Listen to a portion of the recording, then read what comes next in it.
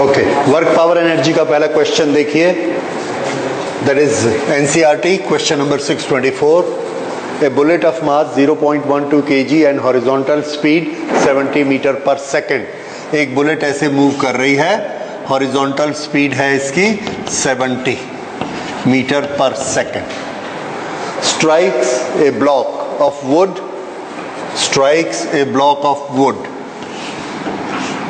ये इसको स्ट्राइक करती है।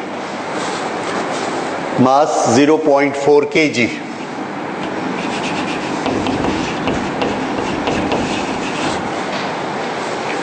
And instantly comes to rest with respect to block. इसका क्या मतलब है? Comes to rest with respect to block, यानी ब्लॉक के साथ टकराकर रुक जाती है। लेकिन ब्लॉक चल रहा है या रुका है वो नहीं बोला गया है, सिर्फ क्या बोला गया है?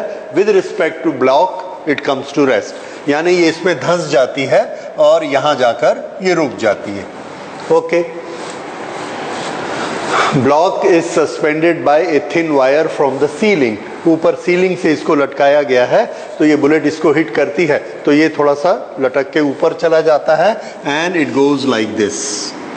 ये यहां पहुंच गया लटक के इस तरह से, क्योंकि ये ऐसे सीलिंग से लटका हुआ है। ये समझ में आया? लटकी हुई चीज को हिट करेंगे ऊपर चली जाएगी।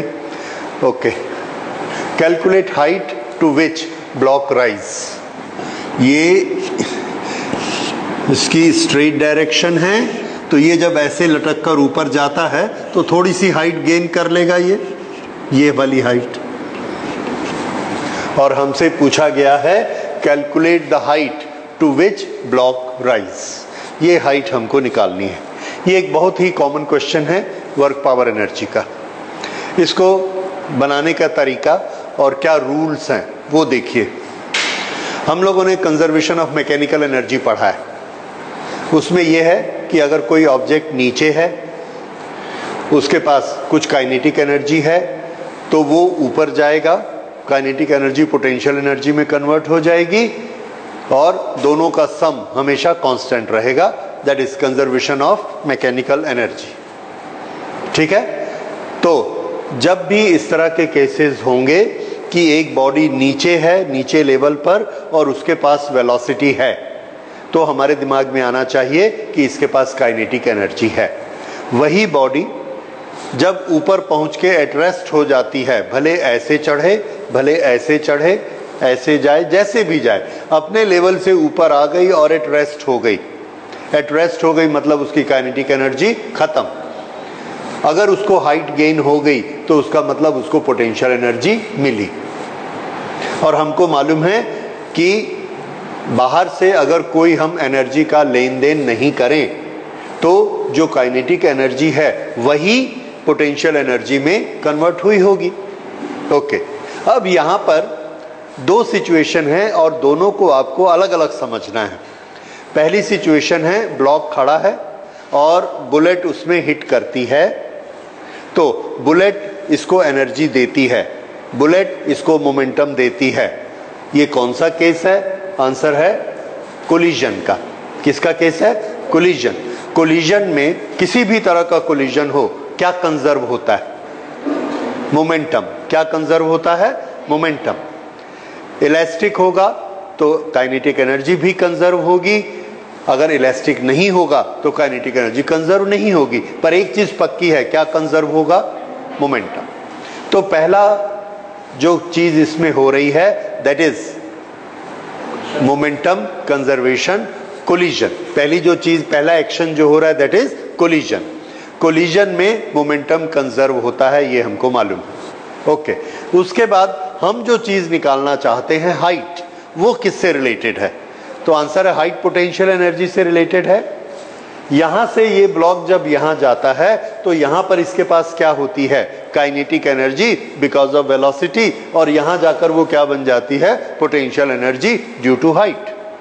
तो ये हमारा दूसरा इंसिडेंट है। इस हिस्से में ये इसके पास ऑलरेडी एक वेलोसिटी है। शुरू में हमको क्या दिया गया? It is at rest. तो अगर मैं आपको पूछूंगा इसकी वेलोसिटी कितनी, यू विल से 0, क्योंकि क्वेश्चन में लिखा है 0। तो अगर इसकी वेलोसिटी 0 है तो ऊपर से कैसे जाएगा? तो आंसर है बुलेट ने इसको मोमेंटम के कारण वेलोसिटी दी। तो हमारे क्वेश्चन के दो पार्ट हो गए। एक पार्ट बुलेट उसको वेलोसिटी देता है, ये पार्ट खत्म। दूसरा पार्ट इसके पास वेलोसिटी है, उस वेलोसिटी से ये हाइट गेन करती है, यहां वेलोसिटी 0 हो जाती है और हाइट आ जाती, ये सेकंड पार्ट है। ओके, सेकंड पार्ट में हमको आंसर मिलने वाला है h। उसके लिए हमको क्या क्या चाहिए बताइए। यहां से ये जब ये ऐसे चलेगा तो इसके पास कौन सी एनर्जी है? Kinetic energy. उसका फॉर्मूला क्या है? राइट। तो हम अपनी ना थिंकिंग प्रोसेस स्टार्ट करते हैं। अगर हमको h चाहिए तो h किस एनर्जी में आता है? पोटेंशियल। और हमारे अनुसार ये पोटेंशियल किससे कन्वर्ट हुई है? ये। यहां से हमको h मिलना चाहिए। ठीक है। अब देखिए बाकी चीजें हमारे पास हैं कि नहीं है। m की तो जरूरत भी नहीं है, कैंसिल हो जाएगा।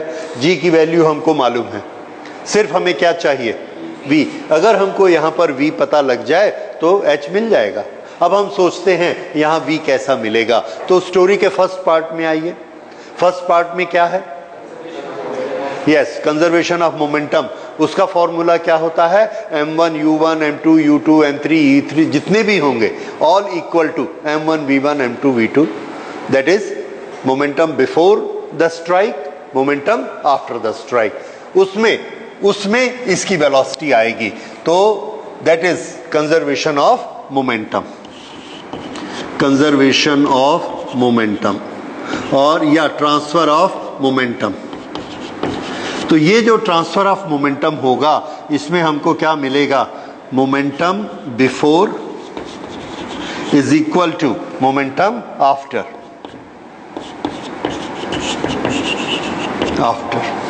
इसमें हमको m1 u1 plus m2 u2 दो बॉडी हैं और आफ्टर में क्या आ जाएगा?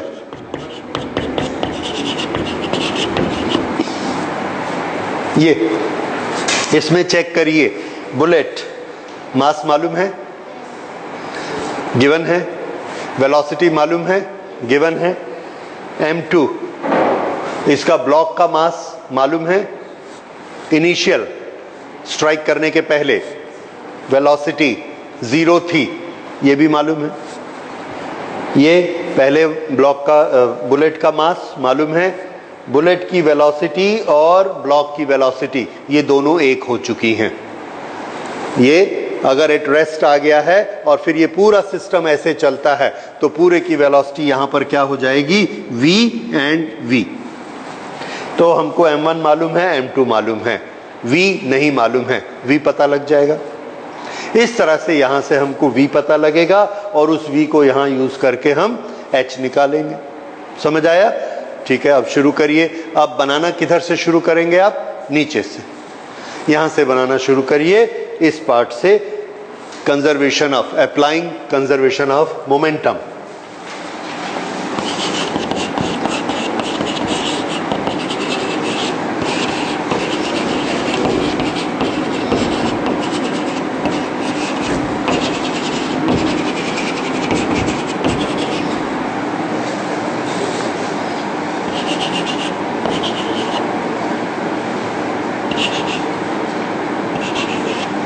mass of bullet into velocity of bullet plus mass of block, ओहो ब्लॉक भी तो b से है, block plus into velocity of block is equal to, फिर से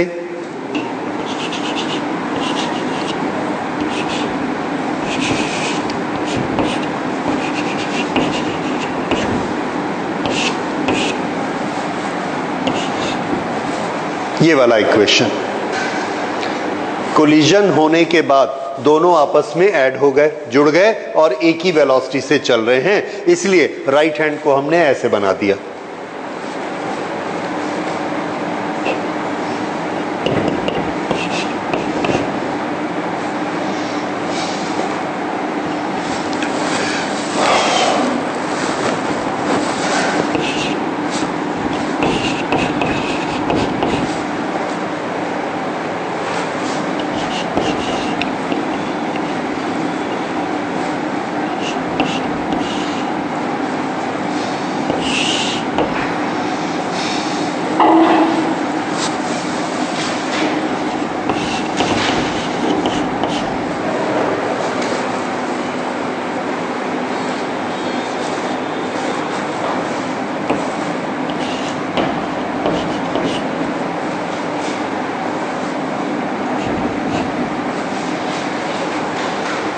ये भी आपने किया। ओके, मुझे बताइए कितना आया।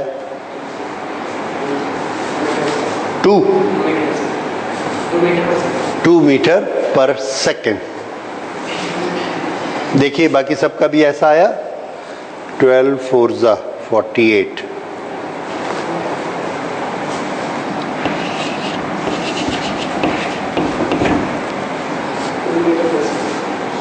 ठीक है, ओके।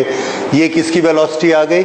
जो बुलेट और ब्लॉक दोनों मिलकर अब एक ब्लॉक बन गया, वो ऊपर उठ रहा है। अब सेकंड पार्ट में आ जाइए। सेकंड पार्ट के टाइटल आप क्या देंगे? यहां पर ये अप्लाई किया था, अब क्या अप्लाई करेंगे?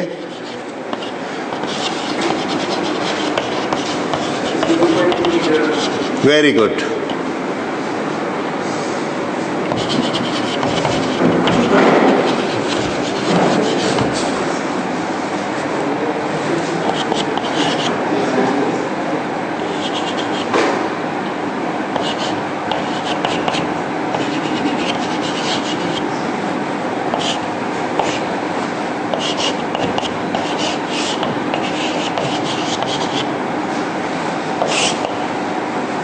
हमको h निकालना है, तो h is equal to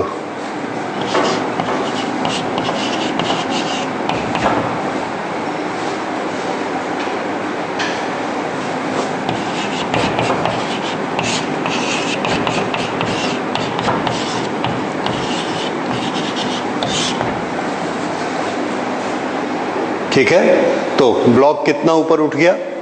0.2 metre. अब मैं आपको ये बताना चाहता हूं कि इसमें गलती कहां होती है, उसको आप ध्यान रखेंगे। स्टूडेंट ये भी सोचते हैं एक बुलेट आ रही है, उस समय ब्लॉक खड़ा है, बुलेट ने इसको हिट किया, ब्लॉक ऊपर उठ गया, तो energy of the bullet is given to block and the block has risen. तो ब्लॉक के पास कितनी एनर्जी आ गई? mgh। बुलेट ने कितनी एनर्जी दी? Half mv²। So half mv² of the bullet is equal to mgh of the block. ठीक है कि गलत है? ठीक है कि गलत है? और हर चीज हमको दी हुई है। Half mv² of the bullet दिया है, mgh ऑफ द ब्लॉक निकाल सकते हैं, h निकल आएगा। तो इसमें क्या गलती है? बहुत इजी, छोटा सा है, लेकिन हमने तो इतने लंबे तरीके से किया। तो ध्यान रखिए, वैसे नहीं बनेगा। क्यों नहीं बनेगा? क्योंकि आप kinetic energy of the bullet पूरी की पूरी यूज कर रहे हैं, ब्लॉक को उठाने में पूरी यूज नहीं हुई। क्यों नहीं हुई? क्योंकि कोलिजन टोटली इलास्टिक कोलिजन नहीं है। Is it given anywhere that collision is elastic? No. अगर ये नहीं दिया है कि कोलिजन इलास्टिक है, तो हम पहले की काइनेटिक एनर्जी पूरी की पूरी ब्लॉक को उठाने में यूज नहीं कर सकते। जब कोलिजन इलास्टिक नहीं होता तो एनर्जी जरूर लॉस होती है टकराने में। हमको नहीं मालूम कितनी एनर्जी लॉस होगी, इसलिए हम पूरी एनर्जी को ब्लॉक को उठाने के लिए mgh के लिए यूज नहीं कर सकते। इसलिए half mv² of the bullet is not equal to mgh of the block. समझ आया? अगर ऐसा होगा तो फिर हम क्या यूज करेंगे? हमने क्या यूज किया यहां पे? हमने भी तो किया half mv² is equal to mgh। ये कौन सा है जिसको हमने यूज कर लिया? तो आंसर है ये वेलोसिटी ब्लॉक की है। ब्लॉक की वेलोसिटी कब बुलेट उससे टकराई, उसका जितना नुकसान होना था हुआ, उसके बाद ब्लॉक चलना मूव किया, चलना स्टार्ट किया, तो ब्लॉक के पास जो वेलोसिटी आई है वो वाली वेलोसिटी हमने ली है। यहां से ब्लॉक चलता है, उसके पास वेलोसिटी v है, काइनेटिक एनर्जी हाफ mv² है, ऐसा ऊपर उठ गया, पोटेंशियल एनर्जी mgh है। अब यहां से जब ब्लॉक चलता है और ऊपर उठता है, इसके बीच में कोई कोलिजन है क्या? नहीं है। ब्लॉक ऐसा चला, कोलिजन तो पहले हो गया। अब ब्लॉक ऐसे चलता है तो काइनेटिक एनर्जी और पोटेंशियल एनर्जी, इसके बीच में कोई कोलिजन नहीं है, दूसरा कोई एक्शन नहीं है, कोई लॉसेस नहीं है। इसलिए यहां पर हम kinetic energy is equal to potential energy use कर सकते हैं। बुलेट की काइनेटिक एनर्जी और ब्लॉक की पोटेंशियल एनर्जी क्यों नहीं कर सकते? क्योंकि बीच में कौन सा एक्शन था? कोलिजन, और कोलिजन में एनर्जी का लॉस होता है। इसलिए अब समझ में आ रहा है, इसके पास अगर 1000 एनर्जी थी तो 1000 इसको उठाने में नहीं यूज हुई, पहले कोलिजन हुआ, कोलिजन में 400 लॉस हो गई, कितनी बची? 600। वो 600 काइनेटिक एनर्जी किसको मिल गई? ब्लॉक को। वो 600 की 600 क्या बन गई? उसकी पोटेंशियल एनर्जी। तो पहले तो हमको ये निकालना है कि वो 1000 का 600 हुआ या कितना हुआ, वो हमने फर्स्ट पार्ट में निकाला। फिर जब हमको इसकी यहां की वेलोसिटी मिल गई तो ये सेकंड पार्ट हमने यहां पर सॉल्व किया। समझ आया? फर्स्ट पार्ट से ये वेलोसिटी निकाली after the losses due to collision, सब होने के बाद यहां पर हमने किसकी हेल्प ली? Conservation of momentum. Conservation of momentum हमेशा सच होता है, भले एनर्जी के फॉर्मूला उससे एग्री करें या मत करें। एनर्जी में लॉसेस होते हैं, इसलिए there may not be agreement between the two. Okay, so this is how it is solved. ये अब आपको क्लियर हो गया? तो फिर से इससे जो लेसन हमको मिलता है वो लेसन याद रखिए। एक क्वेश्चन, एक न्यूमेरिकल की बात नहीं है।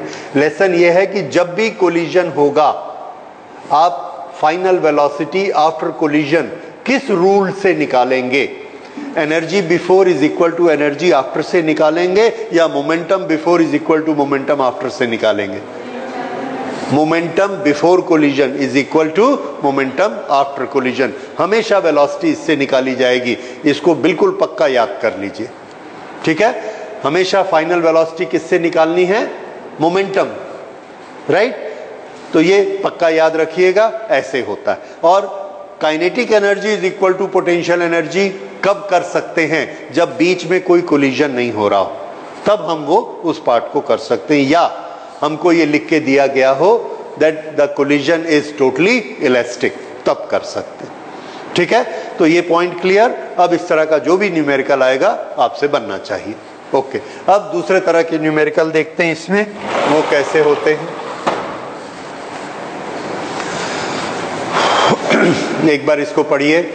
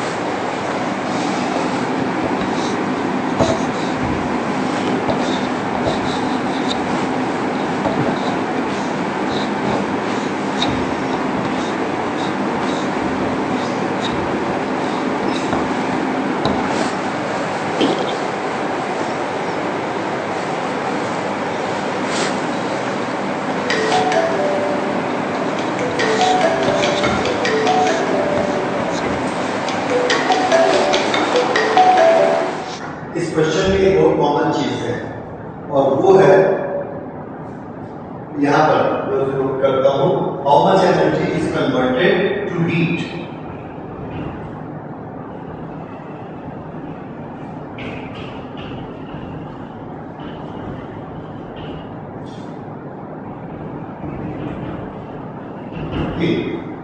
ये कहां से आ गया?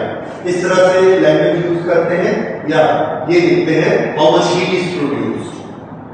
पानी होगा तो पानी कितना गर्म हो जाएगा, लाइक दैट। ये कहां से आ गया?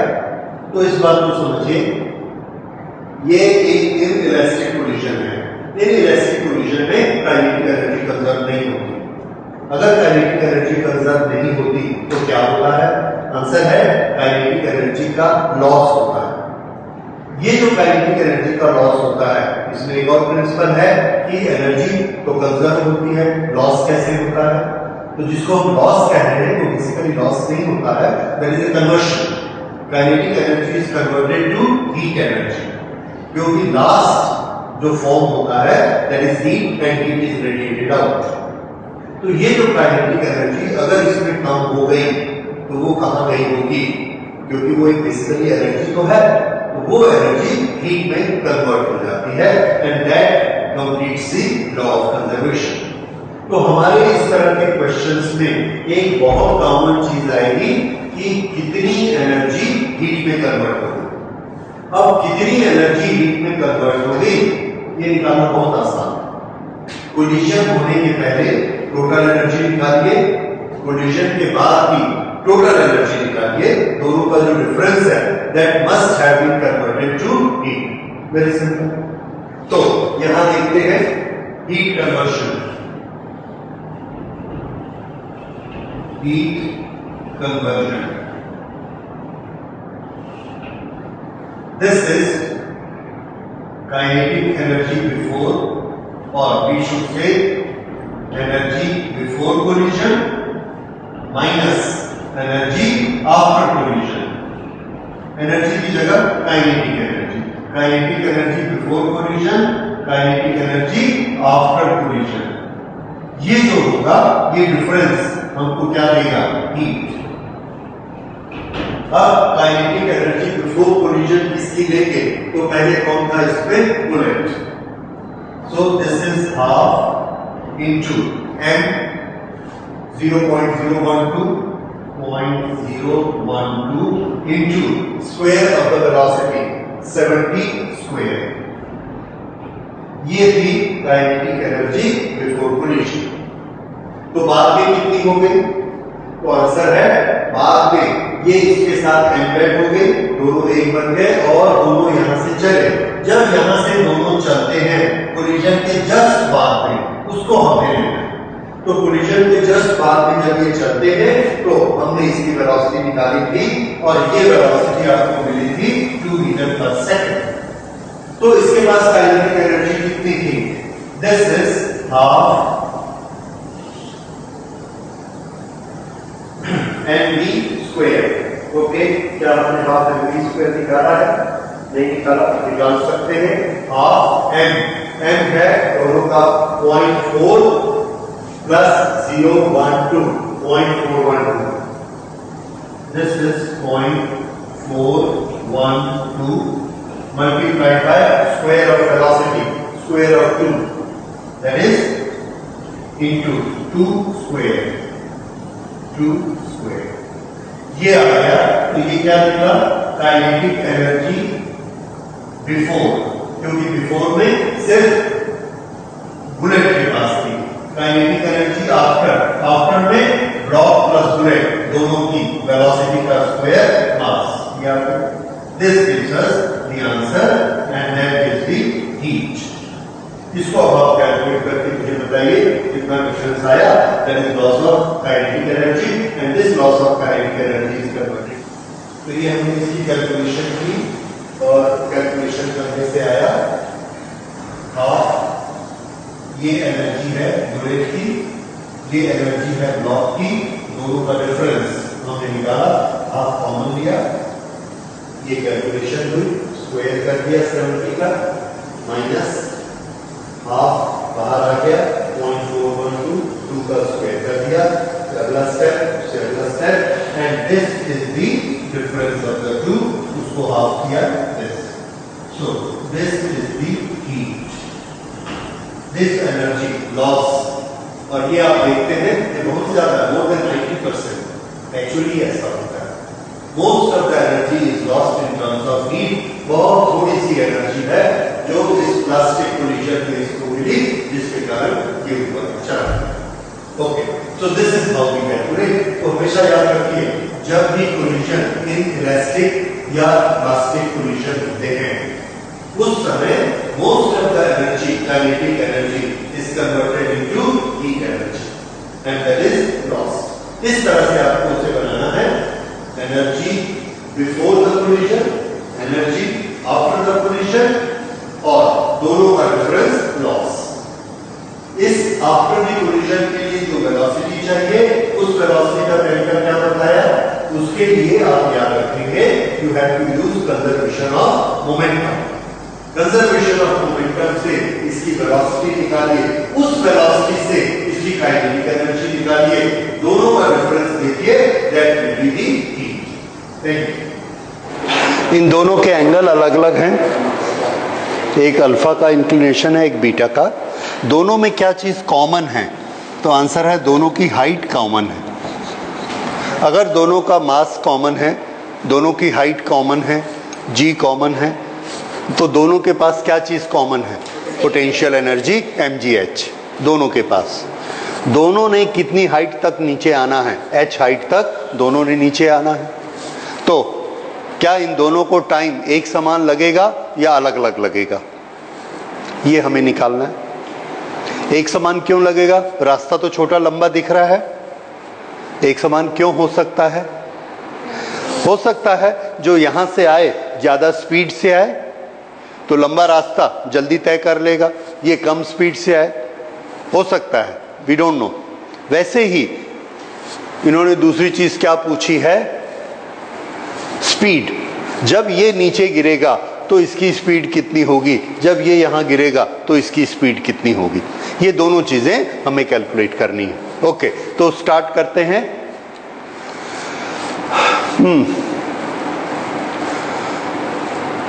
इसे इस रास्ते से नीचे आना है और हमें टाइम निकालना है। Time t1 time t2। Time निकालने के लिए आपका नॉलेज क्या कहता है? हमारे पास क्या होता है टाइम निकालने के लिए? टूल क्या है? आंसर है काइनेमेटिक के इक्वेशंस। काइनेमेटिक के इक्वेशंस में t आता है। ओके, कौन कौन से इक्वेशन में t आता है?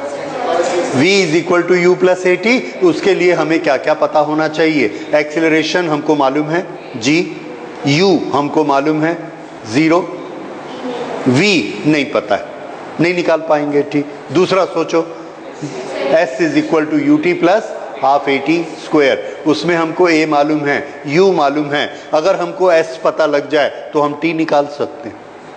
अब दोनों में से एक चीज तो हमको मालूम होनी चाहिए, या तो v मालूम होना चाहिए या s मालूम होना चाहिए। आप क्या मालूम कर सकते हैं?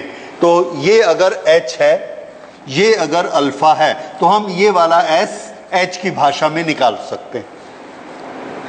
ओके, इस राइट एंगल ट्रायंगल में बताइए, ये वाला डिस्टेंस अगर s1 है, then what is the trigonometric ratio h upon s1? h upon s1 alpha के लिए क्या है? तो s1 कितना हुआ? h upon sine alpha. ठीक है, ओके। इसी तरह से बताइए s2 कितना हुआ?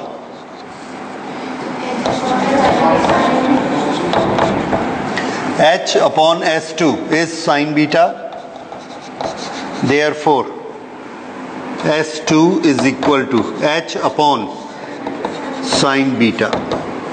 अब इस रास्ते में इसका हमको क्या पता है? u। हमें क्या पता है? s1। निकालना क्या है? t। चौथी चीज क्या?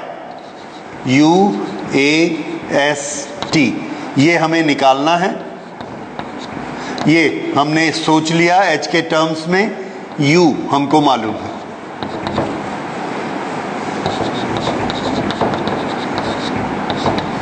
अब a चाहिए।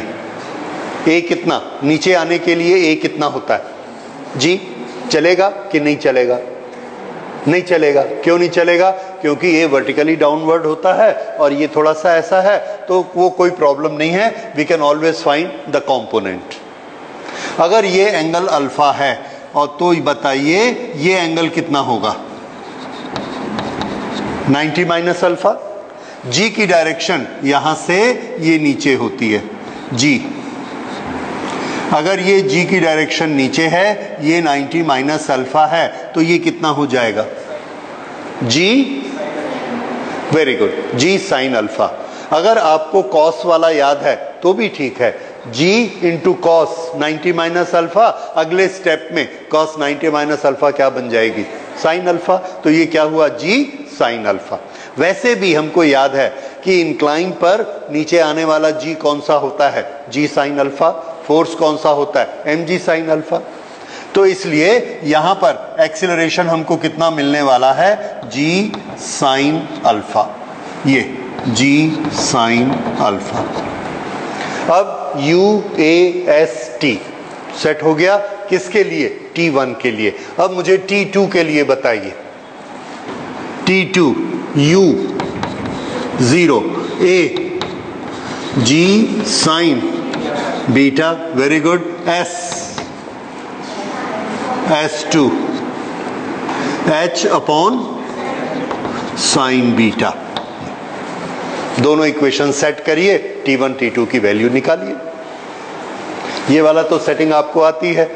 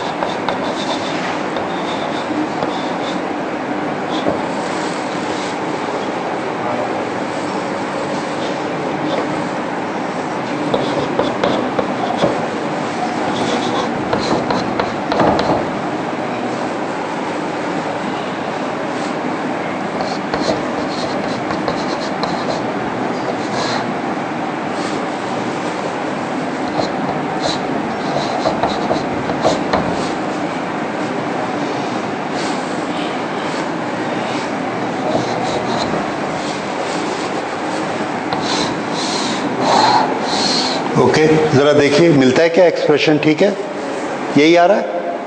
ओके, बस ठीक है। दूसरा भी निकालिए, चाहे सिमेट्री से निकाल लीजिए।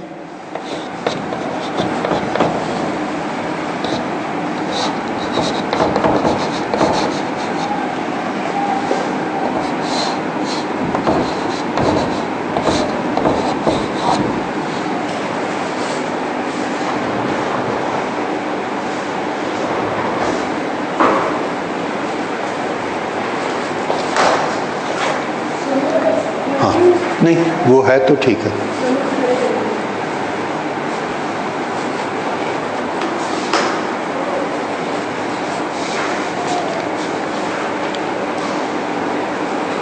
S2 is equal to H upon sine beta.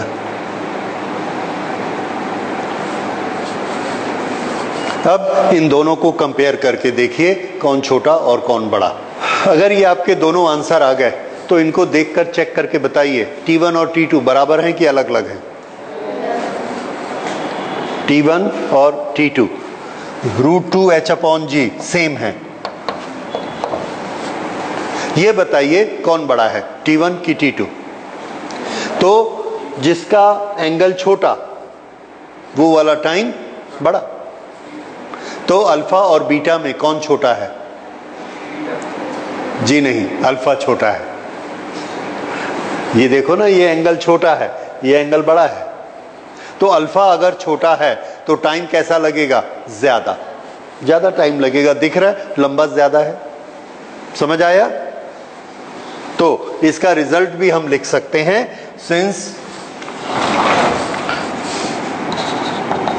Since alpha is smaller than beta, therefore T1 will be larger than T2। ठीक है, इस तरह से इसका टाइम बराबर नहीं होगा, टाइम अलग अलग होगा और T1 ज्यादा टाइम लगेगा, T2 कम टाइम लगेगा। अब दूसरी चीज लेते हैं। दूसरा क्या था? Will they reach there with same speed. यहां पर इसकी वेलोसिटी v1 है, यहां इसकी वेलोसिटी v2 है। वेलोसिटी कैसे निकालेंगे? v is equal to u plus at। Okay, जरा करके देखिए और मुझे बताइए कि वेलोसिटी v1 और v2 अलग अलग आते हैं या सेम आते हैं। आप t निकाल चुके हैं, ठीक है। t निकालने के बाद इस तरीके से आप v निकाल सकते हैं, उससे भी निकाल सकते हैं, और दूसरा method v square is equal to u square plus 2as, उससे भी निकाल सकते हैं। दोनों मेथड से आप निकाल सकते हैं, दोनों से निकालिए, फिर मैं तीसरा मेथड बताऊंगा, किसी से भी निकाल कर देखिए। आपने जो सेम वेलोसिटी निकाली लंबे मेथड से निकाली, हमें वेलोसिटी निकालनी है कंजर्वेशन ऑफ मैकेनिकल एनर्जी से। कंजर्वेशन ऑफ मैकेनिकल एनर्जी, ये जब यहां से यहां तक आता है तो फ्रिक्शन लेस है। फ्रिक्शन लेस है मतलब फ्रिक्शन के अगेंस्ट इसको कोई वर्क नहीं करना पड़ा, तो जितनी एनर्जी इसके पास यहां थी उतनी एनर्जी यहां होगी। कौन सी? Mechanical energy. यहां पर मैकेनिकल एनर्जी कितनी थी? mgh। यहां वो एनर्जी क्या बन गई? Half mv square. तो half mv square is equal to mgh, half mv1 square is equal to mgh। अब mgh एक है, m एक है, तो वेलोसिटी भी कैसी हो गई? सेम। तो mgh half mv1 square is equal to mgh।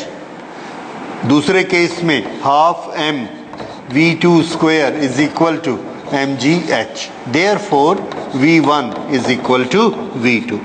ये लेकिन इसको ये इतना आसान नहीं है, पहले ना आपको एसर्टेन करना है बीच में कोई कोलिजन हो रहा है क्या? नहीं, तो एनर्जी लॉस नहीं हो रही। फ्रिक्शन हो रहा है क्या? अगर फ्रिक्शन हो रहा होता तो हम ये फॉर्मूला नहीं लगा सकते। तो किसी भी फॉर्मूला को आप बिना सोचे समझे स्ट्रेट मत लगाइए, 1 मिनट उसको टाइम दीजिए कि कोई ऐसी कंडीशन तो नहीं है जिसके कारण फॉर्मूला ना लग सके। तो इसमें कोई कोलिजन नहीं है, कोई फ्रिक्शन नहीं है। अगर फ्रिक्शन होता तो नहीं चलता। क्यों? क्योंकि यहां पर इतने से डिस्टेंस तक फ्रिक्शन काम करता और यहां पर इतने सारे डिस्टेंस पे करता। हो सकता है वर्क डन अलग अलग होता तो वेलोसिटी अलग अलग हो जाती, क्योंकि वेलोसिटी के लॉसेस अलग अलग हो जाते। इसीलिए क्वेश्चन के शुरू में ही उन्होंने हमको क्या दे दिया है?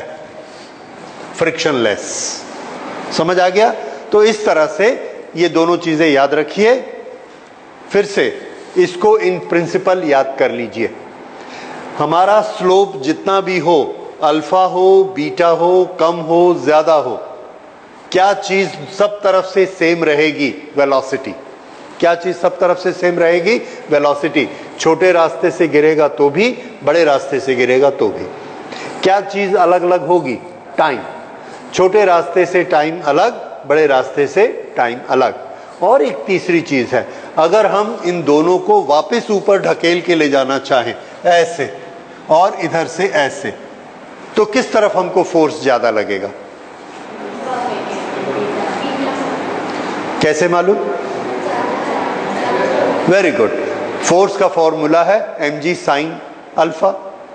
यहां पर अल्फा छोटा है, यहां पे अल्फा बड़ा है, तो जहां बड़ा एंगल होगा वहां हमको फोर्स ज्यादा लगेगा। तो इस पर फोर्स ज्यादा है, इस पर फोर्स कम है।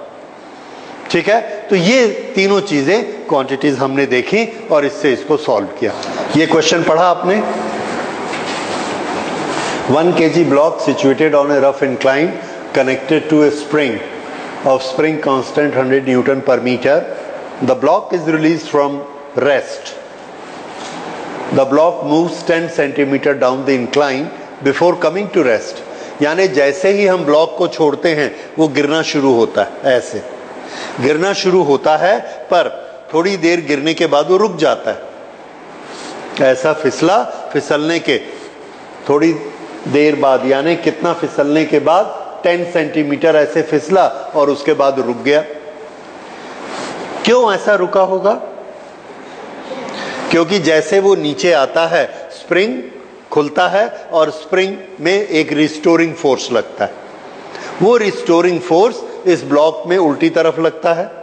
जब ये रिस्टोरिंग फोर्स उसके नीचे जाने वाले फोर्स के बराबर हो जाएगा तो वो रुक जाएगा। ओके, हमको क्या निकालना है? Coefficient of friction. इसका ये मतलब है कि हमको कहीं ना कहीं फ्रिक्शन को इन्वॉल्व करना पड़ेगा। अब हमको सोचना है कि हम फिजिक्स के कौन से इक्वेशन इसमें लगाएं।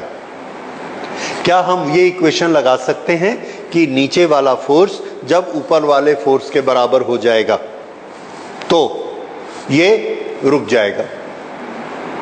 सोच सकते हैं, ऐसा हो सकता है। तो ऊपर लगने वाले फोर्स कौन से होंगे? ऊपर लगने वाले फोर्स, जब ये नीचे जाता है तो ऊपर लगने वाला फोर्स फ्रिक्शन का फोर्स, और ऊपर लगने वाला फोर्स स्प्रिंग का फोर्स। स्प्रिंग का फोर्स कितना होता है? Force by the spring is F is equal to kx। x displacement कितना? 10 सेंटीमीटर। लेकिन नीचे लगने वाला force mg sin theta, friction mu mg cos theta, ये फ्रिक्शन होता है। लेकिन इसे जब आप वहां लगाने जाएंगे तो आपको प्रॉब्लम होगा। करके देखेंगे तो हमें उसमें ज्यादा कॉम्प्लिकेशंस आएंगे और हम उसको इक्वल नहीं कर पाएंगे, क्योंकि जब ये शुरू में चल रहा होता है तो उस समय उसका फ्रिक्शन लिमिटिंग फ्रिक्शन नहीं होता। लिमिटिंग फ्रिक्शन कब होता है? जब कोई चीज खड़ी होती है और हम जस्ट उसको स्टार्ट करने वाले हैं। यहां पर क्या है? पहले से ही वो चल रही है, तो यहां पे कौन सा फ्रिक्शन लग रहा है? Kinetic friction. और काइनेटिक फ्रिक्शन का फॉर्मूला निकालने के लिए हमको काइनेटिक फ्रिक्शन का कोएफिशिएंट चाहिए। लेकिन लास्ट में जाके ये रुक जाएगा, उस समय कौन सा फ्रिक्शन लगेगा? Limiting friction. लेकिन रोका किसने? काइनेटिक फ्रिक्शन ने। और काइनेटिक फ्रिक्शन का कैलकुलेशन हमको नहीं मालूम, क्योंकि उसका म्यू नहीं, उसका म्यू, ठीक है, म्यू पता लगाना है, that will become a problem. इसलिए वो वाला मेथड ज्यादा सूटेबल नहीं है, क्योंकि काइनेटिक फ्रिक्शन की वैल्यू सर्टेन नहीं है एंड वी डोंट नो। तो हम एक दूसरा फॉर्मूला लगाते हैं। दूसरा फॉर्मूला बहुत आसान है और उस तरीके को याद रखिए। स्प्रिंग वाले जितने न्यूमेरिकल होंगे सब में वो तरीका लगेगा। जब भी हम एक स्प्रिंग को स्ट्रेच करते हैं तो उस पर वर्क करते हैं, वो वर्क उसकी क्या बन जाती है? Potential energy. पोटेंशियल एनर्जी का फॉर्मूला क्या है? Half kx square. Work done का फॉर्मूला क्या है? Force into displacement. ठीक है। अब ये जब नीचे आता है, जब ये नीचे आता है तो आप वर्क डन की कैलकुलेशन कर सकते हैं। कैसे करेंगे? Force in the direction of incline multiplied by displacement in the direction of incline, that is work done. और ये वर्क डन कहां से आया?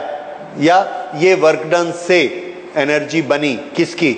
स्प्रिंग की। कितनी? Half kx square.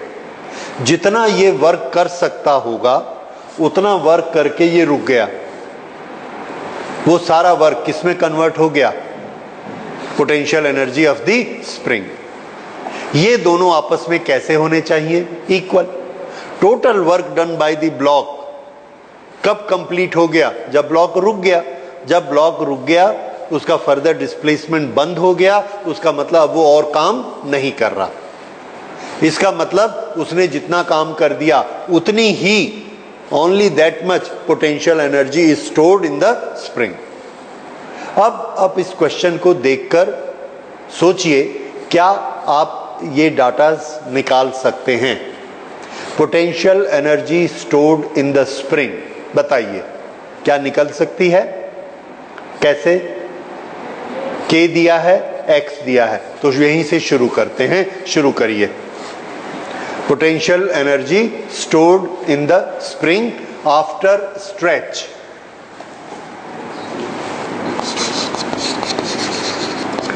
After stretch, potential energy stored in the spring.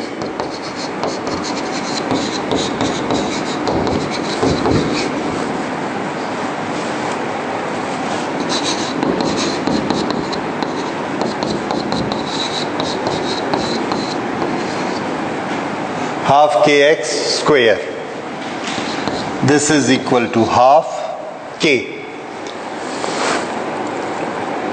ये के की वैल्यू दी है 100 एक्स स्क्वेयर। हाँ, डिस्प्लेसमेंट कितना हुआ स्प्रिंग का? तो आंसर है जितना वो ब्लॉक नीचे गया उतना स्प्रिंग खिंचाया। 10 सेंटीमीटर, मीटर बनाइए 0.1 मीटर, दैट इज 1/10 मीटर के x square.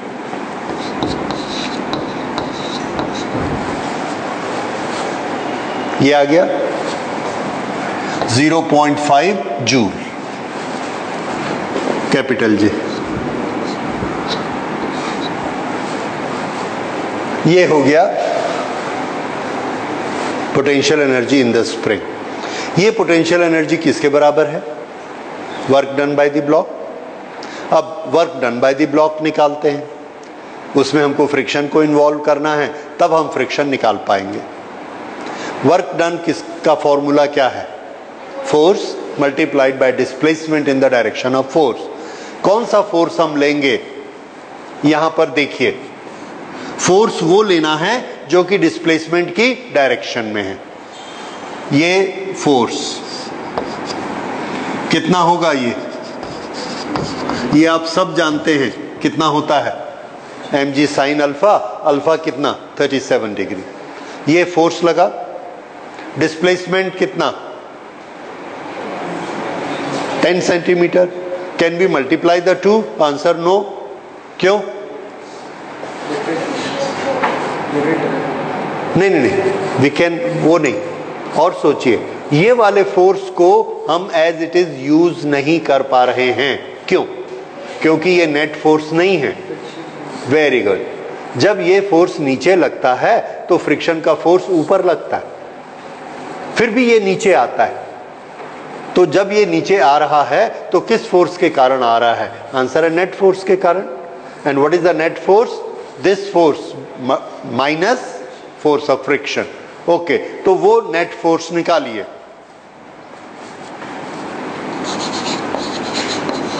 Work done is equal to mg sine alpha minus force of friction. Force of friction का फॉर्मूला क्या होता है? Mu into normal reaction. और ये एक्सरसाइज आप बहुत कर चुके हैं। ये नॉर्मल रिएक्शन किसके बराबर होता है? mg cos alpha. ये सबको मालूम है। mg के दो कंपोनेंट, दो टुकड़े, mg साइन अल्फा इंक्लाइन के साथ और mg cos alpha normal direction में, और इसी के अगेंस्ट क्या बनता है? रिएक्शन। तो रिएक्शन भी कितना होता है? mg cos alpha. So this is mu into mg cos alpha. ये क्या आ गया? Net force. mg sine alpha किधर ले जा रहा है? नीचे। ये ऊपर, ये माइनस किया तो क्या आ गया? Net force. This is to be multiplied by 10 centimetre, 0.1 metre. तो ये क्या हुआ? Force multiplied by displacement. This is the work done. और अगले स्टेप में हम क्या करेंगे? This work done is equal to energy stored in the spring. ठीक है, अब निकालिए। इसमें जो आपको वैल्यूज लगेंगी, ट्रिग्नोमेट्रिकल वैल्यूज, वो मैं, तो ये साइन अल्फा कॉस अल्फा की वैल्यू आपको मिल गई। अब इसको आप सॉल्व करिए। हैं?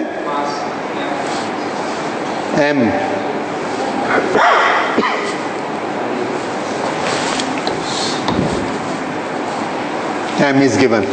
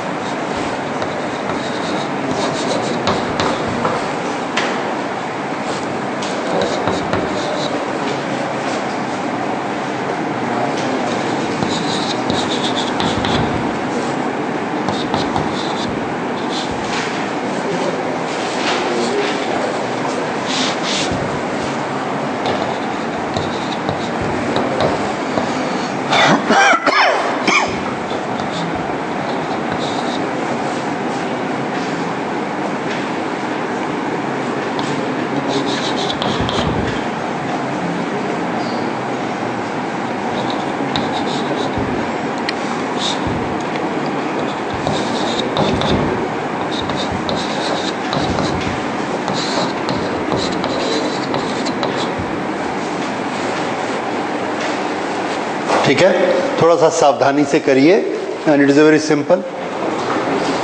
तो पॉइंट में कहीं भी मिस्टेक मत करिए। सो म्यू की वैल्यू कितनी आई? 0.125 कोएफिशिएंट ऑफ फ्रिक्शन। ओके, तो इस तरह से म्यू की वैल्यू निकलेगी। एक बार फिर से हम इसको रिवाइज कर लेते हैं। क्या फॉर्मूला यूज किया हमने? Basic formula, work done is equal to potential energy stored in the spring. Potential energy stored in the spring के लिए क्या यूज किया? हाफ के एक्स स्क्वायर। वर्क डन के लिए क्या यूज किया? Force into displacement. ठीक है, फोर्स के लिए कौन सा फोर्स लिया? Net force. नेट फोर्स कैसे बनाया? mg sine alpha minus friction. ठीक है, इस तरह से म्यू की वैल्यू इसमें आ जाएगी। Okay, now is it clear to all? इसका मेथोडोलॉजी याद रखिएगा। कभी भी स्प्रिंग स्ट्रेच होता है किसी भी न्यूमेरिकल में, तो तुरंत हमारे दिमाग में क्या स्ट्राइक करना चाहिए? Half mx square energy. ठीक है, अब वो एनर्जी जहां से भी वर्क होता है। अगर स्मूथ सरफेस है तो work done is equal to force multiplied by displacement, और अगर स्मूथ सरफेस नहीं है तो हम क्या लेंगे? Force minus friction force multiplied by displacement, net force multiplied by displacement. ठीक है, ये इसका हो गया क्वेश्चन। अब लास्ट क्वेश्चन, इसे पढ़िए ध्यान से। इस क्वेश्चन को पढ़ के एक चीज आपको समझ में आती है कि कुछ समझ में नहीं आता है। ठीक है, इज इट क्लियर? ओके, क्या हो रहा है? तो ये थोड़ा सा अजीब क्वेश्चन है बट इट्स वेरी इंटरेस्टिंग, और आप देखेंगे कि बड़े अच्छे से इसमें प्रिंसिपल अप्लाई किए गए। हमारे पास एक ट्रॉली है, लंबी ट्रॉली ये, और ये ऐसे मूव कर रही है। एक चाइल्ड यहाँ पर खड़ा है। ये चाइल्ड अगर अपनी जगह पर खड़ा रहता है तो ये ट्रॉली जब ऐसे मूव करेगी तो इसकी वेलोसिटी कितनी है? 36 किलोमीटर पर आवर।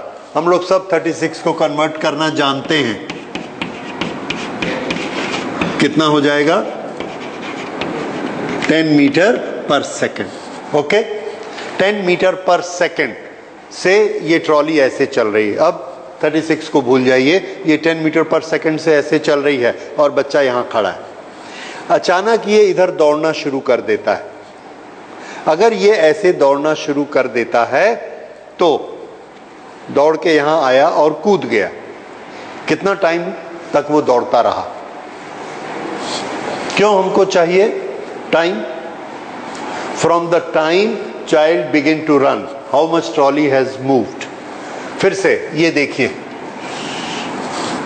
हमारा क्वेश्चन वाला लाइन कहां है? ये क्वेश्चन वाली लाइन है। कहीं ना कहीं क्वेश्चन पूछा जाता है ना, तो हम लोग पहले क्वेश्चन की लाइन ढूंढते हैं। कौन सी लाइन मिली? ये क्या लिखा है? How much trolley has moved. अगर हमको ट्रॉली का डिस्प्लेसमेंट निकालना है तो डिस्प्लेसमेंट के क्या फॉर्मूलाज हैं? तो हमारा क्वेश्चन होगा counter question, is it N accelerated motion और यूनिफॉर्म मोशन? सोचिए। वैसे उससे कोई फर्क नहीं पड़ेगा क्योंकि हमको इक्वेशन दोनों के आते हैं। ए को 0 कर देंगे तो हमारा फॉर्मूला क्या होता है? Displacement is equal to velocity into time. Simple. क्या यहां कहीं एक्सेलरेशन है? आंसर है नहीं है एक्सेलरेशन, क्योंकि ये दिया है यूनिफॉर्म स्पीड। और अगर बच्चा इसके ऊपर दौड़ेगा तो वो भी कैसा दौड़ता है? Uniform speed, not accelerated speed. तो ये पूरा क्वेश्चन यूनिफॉर्म स्पीड का है, इसलिए हमारा इक्वेशन क्या होगा? डिस्प्लेसमेंट इज इक्वल टू सिर्फ स्पीड इनटू टाइम। अब बताइए कितना टाइम आपके हाथ में है, यानी ट्रॉली कितनी देर तक टाइम के लिए हमको कैलकुलेट करना है? क्या आप बता सकते हैं? बच्चा एक एंड से दूसरे एंड तक दौड़कर जाता है। एक एंड से दूसरा एंड कितनी दूर है? 10 मीटर। यानी ये ट्रॉली कितनी लंबी है? 10 मीटर। ठीक है, इस 10 मीटर की ट्रॉली पे वो दौड़ना शुरू करता है, यहां से लेके यहां तक, ऐसे। ओके, नॉर्मली ये ट्रॉली अगर अच्छा 10 मीटर उसको दौड़ना है, उसकी स्पीड कितनी है? इससे आपको क्या पता लग जाएगा? टाइम। तो ये सारा खेल कितनी देर का है बताइए? 2.5 सेकेंड। Very good. 10 मीटर तक दौड़ना है, 4 मीटर की स्पीड से दौड़ता है और यहां से यहां तक आता है। इसकी वेलोसिटी है 4, डिस्टेंस है 10, तो टाइम कितना हो गया? 2.5 सेकेंड। इतनी देर में ये यहां से यहां पहुंचेगा, कूद जाएगा। Relative velocity of what? तो उससे क्या होगा? हमको रिलेटिव वेलोसिटी, ठीक है, ये एक थॉट है, बिल्कुल ठीक है कि हमको क्या निकालना है कि ट्रॉली जहां पर थी वहां से इतने 2.5 सेकेंड में ट्रॉली कितनी आगे चली गई। हमारे पास अवेलेबल कितना है? 2.5 सेकेंड। यहां पर ट्रॉली थी, बच्चे ने ऐसा दौड़ना शुरू किया, ट्रॉली इस तरफ जा रही है। ट्रॉली की स्पीड क्या है? 10 मीटर पर सेकेंड। इसकी वेलोसिटी 10 मीटर पर सेकेंड। ये ऐसे आगे बढ़ते जाती और यहां पहुंच गई, ये वाला एंड यहां पहुंच गया, इतनी दूर। इसमें टाइम कितना है? 2.5 सेकेंड। अगर हमको इसकी वेलोसिटी पता लग जाए तो हम डिस्टेंस निकाल देंगे। वही तो हमको निकालना है। क्या निकालना है? How much trolley has moved. Displacement निकालना है। डिस्प्लेसमेंट के लिए दो ही चीज तो चाहिए, टाइम एंड वेलोसिटी। टाइम हमने निकाल लिया, यहां से बच्चे के दौड़ने से टाइम हमने निकाल लिया, कितना? 2.5 सेकेंड। अब सेकेंड पार्ट में आ जाओ। 2.5 सेकेंड में ये कितनी आगे जाएगी? उतना डिस्प्लेसमेंट हुआ। तो उसके लिए हमें क्या चाहिए? Velocity of the trolley. अब बताइए, वेलोसिटी ऑफ द ट्रॉली, ये जो 10 मीटर पर सेकेंड है, ये वेलोसिटी लेने से चलेगा कि नहीं चलेगा? बस ये सोचने का पॉइंट है इस क्वेश्चन में। This is the only thing to be thought कि जब ये, फिर से सुनिए, ट्रॉली के ऊपर बच्चा खड़ा है, स्टैंडिंग, उस समय ट्रॉली चल रही है। What is the velocity? 10 metre पर सेकेंड। जब बच्चा ऐसा दौड़ता है तब क्या इसकी स्पीड 10 है कि नहीं है? नहीं है। और यही चीज आपके दिमाग में आनी चाहिए। उस समय इसकी वेलोसिटी 10 से कम है कि 10 से ज्यादा है? दोनों चीज हो सकती है। सोचो सोचो, एक सिस्टम है हमारे पास, उस सिस्टम में एक ट्रॉली और एक बच्चा, कितने मेंबर हैं? 2। ठीक है। ये सिस्टम जब चल रहा है, बीच में सिस्टम में चेंजेस आए। चेंजेस ये आए कि इसकी भी वेलोसिटी ऐसे स्टार्ट हो गई। ओके, तो अगर सिस्टम के बीच में कुछ चेंजेस आते हैं, बाहर से कोई फोर्स नहीं लगा रहा है, there is no external force. अगर बाहर से कोई फोर्स नहीं लगता है तो सिस्टम में क्या कंजर्व होता है? Very good. क्या कंजर्व होता है? जोर से बोलो, जोर से बोलो। मोमेंटम। क्या कंजर्व होता है? वेलोसिटी नहीं। वेलोसिटी कंजर्वेशन तो कोई लॉ नहीं है। लॉ किस किस के हैं? Momentum and kinetic energy, total energy, ये 3 लॉ होते हैं। काइनेटिक एनर्जी सिर्फ कहां कंजर्व करनी है? इलास्टिक कोलिजन में। और मोमेंटम कहां कंजर्व होगा? एवरीवेयर। ठीक है, ओके। तो इसमें कौन कंजर्व होगा? मोमेंटम।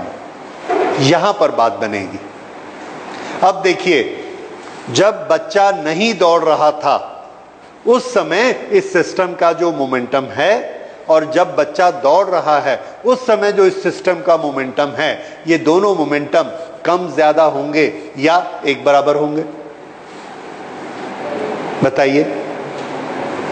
पहले बच्चा नहीं दौड़ रहा था, ट्रॉली दौड़ रही थी, बच्चा उसके ऊपर ऐसे खड़ा है, दोनों ऐसे जा रहे हैं।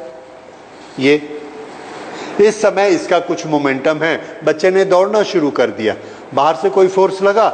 नहीं लगा। तो मोमेंटम क्या होगा? चेंज की सेम? सेम। यहां पर आपको इक्वेशन मिलेगा। इक्वेशन कैसे मिलेगा? Momentum before the child was running is equal to momentum after the child was running. अब इससे हमको क्या होगा? इससे ये होगा कि जितनी देर तक ये दौड़ता रहा उस समय बच्चे के पास भी वेलोसिटी है, ट्रॉली के पास भी वेलोसिटी है, उससे हम ट्रॉली की वेलोसिटी एक्चुअल निकाल पाएंगे, वहां से हमको वेलोसिटी ऑफ द ट्रॉली मिलेगी। तो मैं इसको इस तरह से लिखता हूं,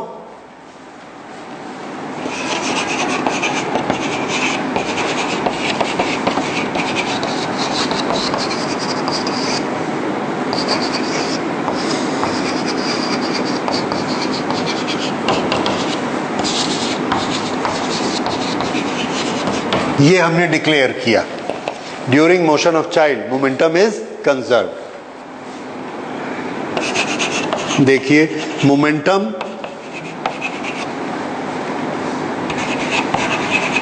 व्हेन चाइल्ड नॉट रनिंग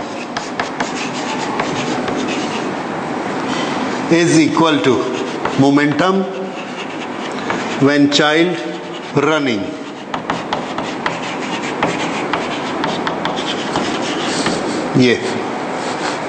ये तो समझ में आ गया यहां तक आपको, ठीक है, कि ये दोनों केस में मोमेंटम बराबर होना चाहिए। अब ये बताइए इस सिस्टम में कितने मेंबर हैं?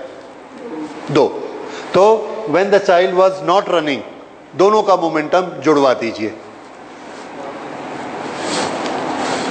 m for the trolley, velocity of the trolley, plus m for the child, velocity of the child. उस समय वेलोसिटी ऑफ द चाइल्ड कितनी है? जो वेलोसिटी ऑफ द ट्रॉली है, क्योंकि वो उसके ऊपर खड़ा है, 0 नहीं है।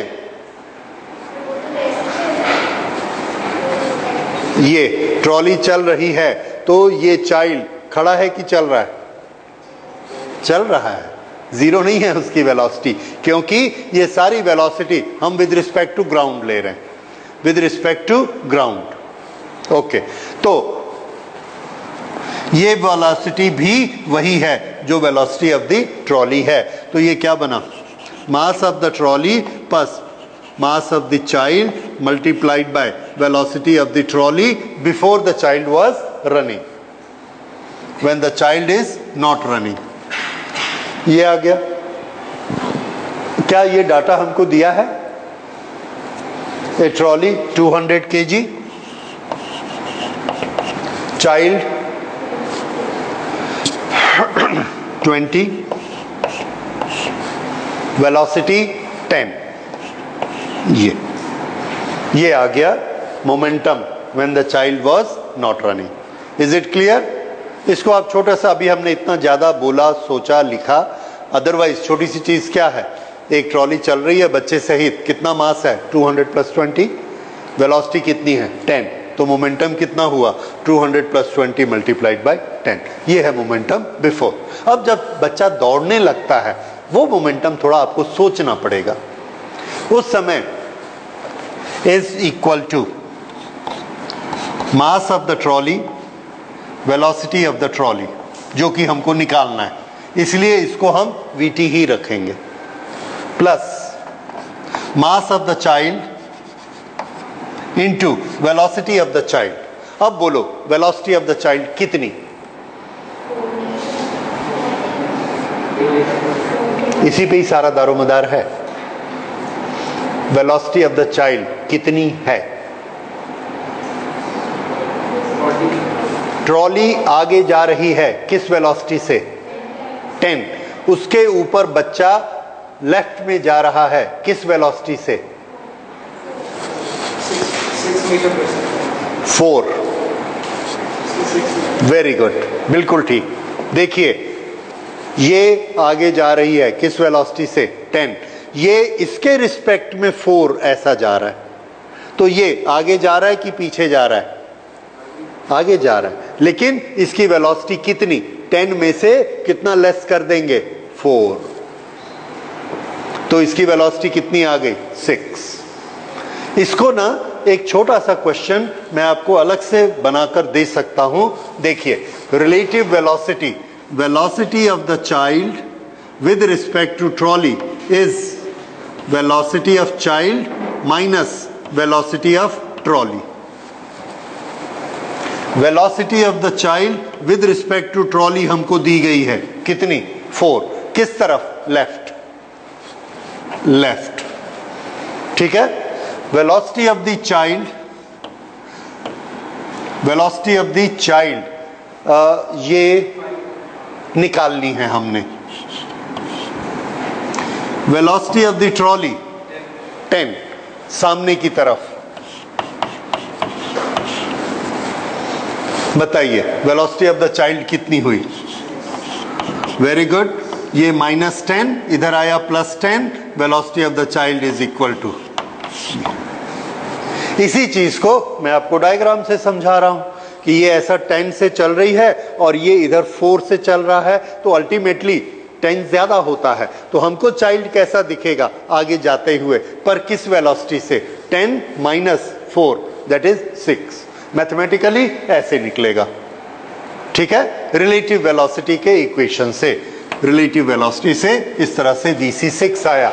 अब वापस आ जाइए, मास of the child into velocity of the child कितनी लेनी है, 6। ओके, ये अब हमने लिया, दिस इज 200 VT हमको निकालना है +20 into 6।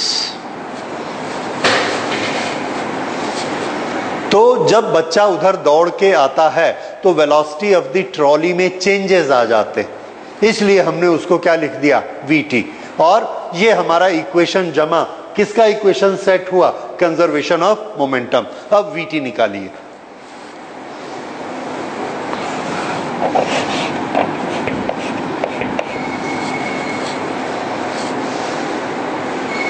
Velocity of the trolley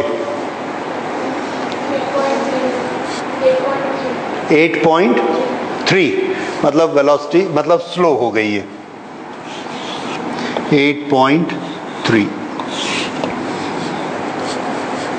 velocity of the trolley has become slow. This is 8.3.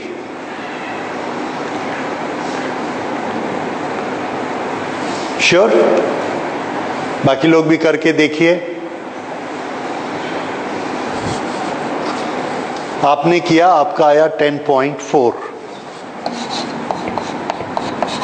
Velocity बढ़ गई, इसमें कम हो गई। थोड़ा फिर से मैथ्स लगाइए, ठीक करिए। कितना, यस 10.4 ही आना चाहिए, पर ये तो मैं अपने एक्सपीरियंस से बोल रहा हूं। थोड़ा आर्गुमेंट लगाइए, आर्गुमेंट लगाइए, सोचो, सुनो, इधर देखो सब, ये 2 ऑब्जेक्ट हैं, मान लीजिए ये 2 ऑब्जेक्ट हैं और ये, इसका मोमेंटम है 100, फिर से ध्यान दो, इसका मोमेंटम है 100, इसका मोमेंटम 90, इसका मोमेंटम 10, दोनों मिला के कितना है 100, और ये 100 ही रहेगा। इसने अचानक क्या चालाकी की कि ये जो 90 और 10 था, अपने 10 को उल्टा दौड़ के इसने 4 कर लिया। कितना कर लिया, 4। अगर इसने 4 कर लिया तो टोटल तो हमको 100 ही चाहिए, तो इसको क्या करना पड़ेगा, 90 को क्या बनाना पड़ेगा, 96 बढ़ाना पड़ेगा। कितना करेगा, 96। समझ आया? तो बच्चे ने क्या किया, ये जो ऐसे जा रहे थे, इसने अपनी वेलोसिटी उल्टी तरफ कर दी, तो इसने अपना मोमेंटम उल्टा कर दिया। तो कंपनसेट करने के लिए इसको अपने मोमेंटम को क्या करना होगा, बढ़ाना पड़ेगा, ताकि टोटल सेम रहे। ये एक आर्गुमेंट हमारे दिमाग में आना चाहिए, उससे हमको समझ में आता है कि इसकी वेलोसिटी बढ़ जाएगी। अब इसी को उल्टा, अगर बच्चा इधर से इधर दौड़ता तो इसकी वेलोसिटी कम हो जाती, क्योंकि टोटल अभी भी वही चाहिए, 100 में ये 90 था और ये 10 था, 90 एंड 10। इसने दौड़ते हुए 10 को 15 कर लिया, तो ये 90 का 85 रह जाएगा, स्लो हो जाएगा। इधर दौड़ेगा तो ये फास्ट हो जाएगा। समझ आया? तो ये कौन सा लॉ लगा रहे हैं, कंजर्वेशन ऑफ मोमेंटम। इस तरह से कंजर्वेशन ऑफ मोमेंटम इसमें लगा, और हमारा राइट आंसर क्या आएगा, 10.4। ये ये वेलोसिटी आ गई ट्रॉली की। अब कितना टाइम अवेलेबल है अपने पास? 2.5 सेकेंड। तो कितना distance travelled by the trolley is equal to velocity of the trolley multiplied by time, and this you have got 10.4 into 2.5। इन दोनों को मल्टीप्लाई करिए, कितना आया देखिए? 26 26.5 5 4 जा 20 कैसे? 26 पॉइंट पूरा, ओके 26, ठीक है। So this is 26 metre. इतनी दूर ट्रॉली जाएगी। Is this clear? ओके। तो ये थोड़ा सा रिप्रेजेंटेटिव न्यूमेरिकल्स थे वर्क पावर एनर्जी के, and this gives you ample knowledge कि जब हमको वर्क कैलकुलेट करना है, net force multiplied by displacement in the direction of force. कहीं भी कोलिजन होगा, क्या चीज मेंटेन होगी, क्या कंजर्व होगा? मोमेंटम। हमेशा वेलोसिटी का ट्रांसफर आप किससे निकालेंगे? मोमेंटम से निकालेंगे, ठीक है। और किसी चीज से वेलोसिटी का ट्रांसफर निकालने की कोशिश मत करिए। mgh is equal to half mv²। कब लगाना है? जब कोई भी एक्सटर्नल फोर्स नहीं लग रहा है, फ्रिक्शन हो या कोई भी फोर्स नहीं लगना चाहिए, तब हम mgh is equal to half mv² लगा सकते हैं, ठीक है। बाकी ये वाले क्वेश्चन, ये वाले क्वेश्चन, ये वाले हर एक में आपने देखा कि conservation of momentum is universal और हमेशा वो लगेगा ही लगेगा, ठीक है। Okay, so we close it today, see you in the next class. Next class